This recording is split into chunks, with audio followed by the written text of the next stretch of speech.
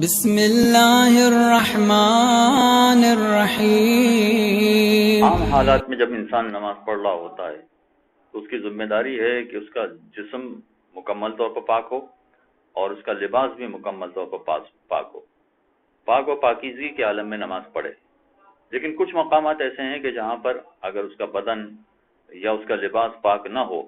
تب بھی کوئی حرج نہیں، اس کی نماز صحیح ہو جائے گی۔ ان میں سے ایک مقام یہ ہے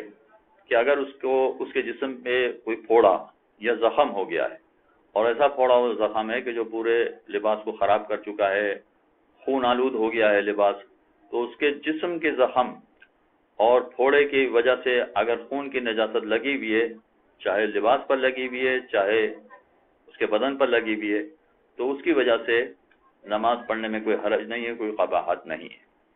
لہذا وہ سارے افراد کے جو زنجیر کا ماتم کرتے ہیں، اگر ان کے جسم پر زخم ہوتا ہے تو اس زخم کے ارد گرد جو خون ہے یا لباس پر جو خون لگا ہوا ہے اس میں اگر وہ نماز پڑھتے ہیں تو کوئی حرج نہیں ہے، اس خون والی نجاست میں نماز ہو جائے گی۔ اور اسی طرح سے اگر فرض کیجئے کہ کسی طرح سے خون اس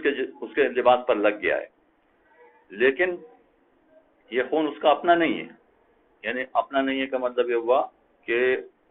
اس کو کوئی زخم نہیں لگا ہے، اس کو کوئی پھوڑا یا ایسی کوئی چیز نہیں ہوئی ہے کہ جس کی وجہ سے اس کا خون ہو، وہ کوئی اور بیرونی خون ہے کہ جس کو لگ گیا ہے۔ اور اگر فرض کیجئے کہ اس کے اپنے زخم اپنے جسم کا بھی ہے تو اتنا ہے کہ جو ایک پور کی مقدار کے برابر ہے۔ ایک پور کا مطلب یہ ہوا کہ انگوٹھے کا اوپر والا حصہ۔ احتیاط واجب ہے کہ اتنی مقدار میں اگر خون لگا ہوا ہو تو اگرچہ خون نجس ہے مگر اتنی مقدار میں اگر خون لگا ہے تو کوئی حرج نہیں ہے، وہ نماز پڑھ سکتا ہے۔ یہ چاہے اپنا خون نہیں ہے، کسی اور کا خون ہے، اس کے باوجود اس خون میں نماز پڑھنے میں کوئی حرج نہیں ہے، بشرطے کہ وہ کسی نجس جانور کا خون نہ ہو۔ اگر نجس جانور جیسے کتے وغیرہ کا خون ہے تو الگ بات ہو جائے گی، لیکن باقی عام طرح کا خون ہے، بکرے کا خون ہے، مرغی کا خون ہے مثلا، اگر یہ لباس پہ لگا ہوا ہے تو اگر ایک پور کے برابر ہے، انگوٹھے کے اوپر والے حصے کے برابر یہ خون لباس پہ لگا ہے تو اس میں بھی نماز پڑھنے میں کوئی حرج نہیں ہے، نماز پڑھنا جائز۔ البتہ اس میں ایک بات پیش نظر رکھنا چاہیے کہ خواتین کے حوالے سے اگر حیض کا خون ہے ماہانہ نجاست والا تو وہ سوئی کی نوک کے برابر بھی جائز نہیں ہے،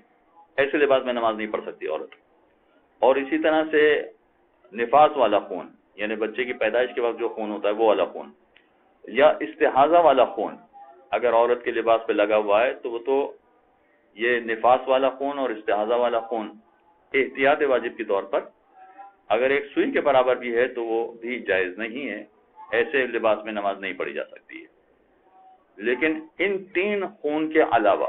حیض کا خون، نفاس کا خون، استحاضہ کا خون، ان خون کے علاوہ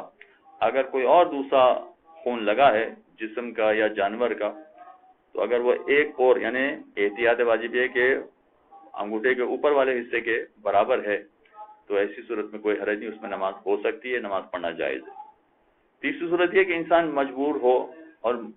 نجاست میں ہی اس کو نماز پڑھنا پڑ رہی ہو، کوئی اور اس کے پاس راستہ ہی نہ ہو، یعنی فرض کیجئے کہ ٹرین میں یا بس میں یا جہاز میں سفر کر رہا ہے اور اس لباس کو وہ پاک نہیں کر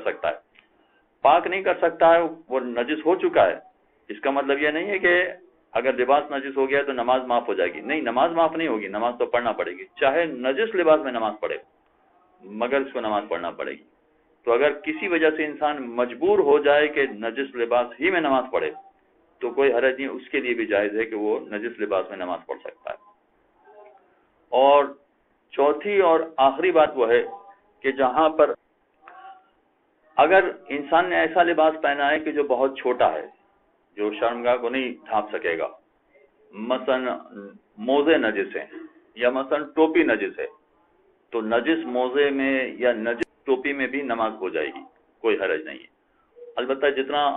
نجاست کو دور رکھ سکیں، پاک کر سکیں، یہ اتنا زیادہ اچھا ہوتا ہے۔ لیکن اگر فرض کیجیے کہ کسی کو پتہ چلا کہ اس نے نجس موزے میں نماز پڑھ لی ہے یا نجس ٹوپی میں نماز پڑھ لی ہے تو کوئی حرج نہیں ہے، اس کی نماز صحیح ہو جائے گی۔ چنانچہ یہ وہ مقامات ہیں کہ نجاست ہونے کے باوجود، وہ نجاست چاہے لباس میں لگی ہو یا بدن پہ لگی ہو، نجاست ہونے کے باوجود ان کی نماز صحیح ہے، ان کی نماز میں کوئی خرابی نہیں ہے۔ صلی اللہ علیہ محمد اللهم صل على